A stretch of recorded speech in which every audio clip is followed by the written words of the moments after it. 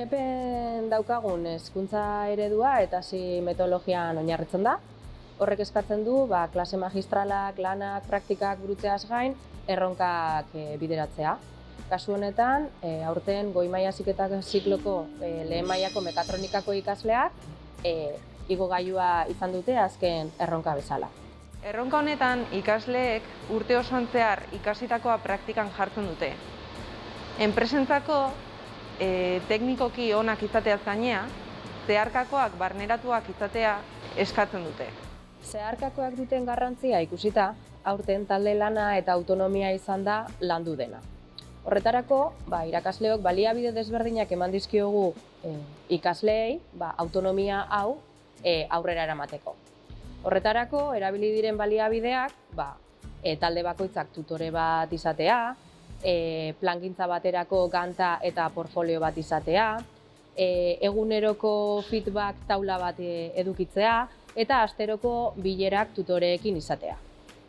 Proiektu hasieran lan kontratua sinatu danok, hasiera baten bakoitzak bere rola edo papera hartu duen, baina gero atenian erronkan zehar ikusi du danok danatik indula, eta gero baita erabili du portfolio bat egunean zehar zein digun jakiteko, ordan unai hautakoan lehenengo goz egiten gara zan bete eta lanak banatu eta zer ingo genezan, eta gero atenengo orduan bihiketan gabena behar beteten gabitzen, edo ez.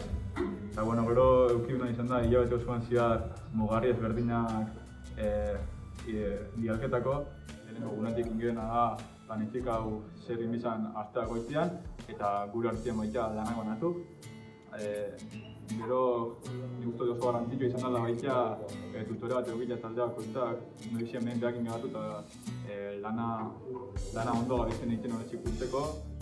Bilera horrein ostian hartzak eta idaztea bastante garrantzitsua dela, gure ikusteko ze konpromiso hartzen duen urrengo begiran ikusteko betaten gabitzen konpromiso horrek. Movimentu ondoren bitartean, bigarren lehenengo da abian du, zerak borde egiten dugu agindu hori, eta jarraitzen ningu hau.